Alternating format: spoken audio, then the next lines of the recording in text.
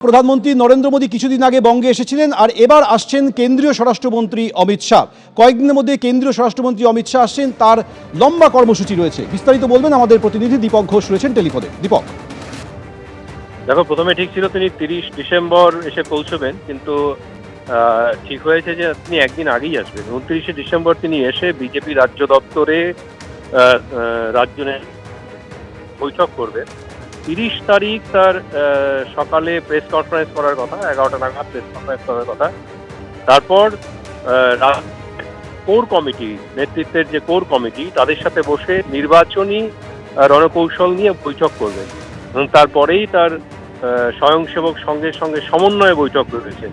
এবং 31 তারিখে তিনি সিস্টার নিবেদিতার বাড়িতে, সেই দিনই গিরিশ ঘোষের বাড়িতে তিনি যাবেন, শ্রদ্ধার্ঘ্য নিবেদন করবেন এবং সেই সঙ্গে সমস্ত বিধায়ক এবং সাংসদদের সঙ্গে বৈঠক করার কথা। সবচেয়ে তাৎপর্যপূর্ণ ব্যাপার হলো যে সায়েন্স সিটিতে তিনি একটা বৈঠক করবেন সেদিন। এটা হচ্ছে কলকাতা পুরো এলাকার মধ্যে যতগুলো বুথ রয়েছে, সমস্ত বুথ কর্মীদের ডেকে তিনি সেদিন বৈঠক করবেন সায়েন্স সিটিতে। ধন্যবাদ দীপক। ক্রিসমাসে শান্তিনিকেতন সেজে উঠেছে, একই সঙ্গে চলছে পৌষ মেলা, সব মিলিয়ে একেবারে জমজমাট শান্তিনিকেতন।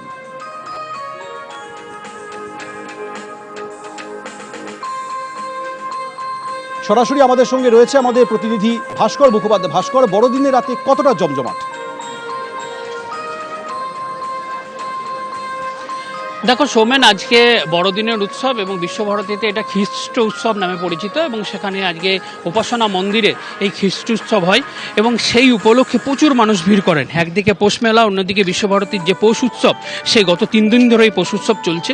গত 7ই পৌষ এই মেলা সূচনা হয়েছে এবং তারপর থেকে বিশ্বভারতীর যে নিজস্ব অনুষ্ঠান, অর্থাৎ যেখানে বিশ্বভারতীর কর্মীরা এবং যেখানে ছাত্রছাত্রীরা অংশগ্রহণ করে থাকেন, সেই অনুষ্ঠান চলছে। আজকে তার শেষ দিন এবং আজকে উপাসনা মন্দির পুরো সাজিয়ে তোলা হয়, কারণ যেহেতু আজকে খ্রিস্ট উৎসব এবং সেই মন্দির পুরো আলো দিয়ে সাজানো হয় গোটা মন্দির এবং সেখানে ক্রিসমাস ক্যারল অর্থাৎ সেটা গাওয়া হয় এবং রবীন্দ্রনাথ বিভিন্ন এই ক্রিসমাসকে উপলক্ষ করে যে রবীন্দ্রসঙ্গীত তিনি লিখেছিলেন সেইগুলো সেখানে গাওয়া হয়। এবং এর পাশাপাশি আমরা যদি দেখি, আজকে আমরা এই দেখতে পাচ্ছি পৌষ মেলা এবং এখন প্রায় রাত্রি 10টা পেরিয়ে গেছে, কিন্তু এখনও পর্যন্ত গোটা মেলায় প্রচুর মানুষের ভিড় এবং আজকেই মূলত সবথেকে বেশি ভিড় হয়, কারণ একদিকে যেমন খ্রিস্ট উৎসব, অন্যদিকে এই মেলার আজকে বাজিও পোড়ানো হয় এবং তাই সেই উপলক্ষেই ভিড় হয়েছে। এবং দেখতে পাচ্ছি সরকারি যেসব সংস্থা রয়েছে তাদের যে স্টল যেমন রয়েছে, একইভাবে বেসরকারি স্টলও রয়েছে। এখানে আমরা দেখতে পাচ্ছি যে কুটির শিল্পী যারা রয়েছেন, মূলত সবথেকে বেশি মেলায় গুরুত্ব দেওয়া হয় কুটির শিল্পকে এবং তারা দেখতে পাচ্ছি যে এখানে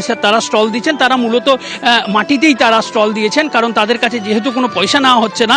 এবং যে বিশ্বভারতী তথ্য দিয়েছে, প্রায় 1400 স্টল এসছে এবং এর পাশাপাশি প্রায় 150 থেকে 200 স্টল রয়েছে যারা মূলত একেবারে একদিকে ক্রিসমাস উৎসব চলছে শান্তিনিকেতনে, এর পাশাপাশি পৌষ মেলাকে কেন্দ্র করে একেবারে জমজমাট ছবি শান্তিনিকেতনে। তুমি আমাদের সঙ্গে থাকো। এবিপি আনন্দ, এগিয়ে থাকে, এগিয়ে রাখে।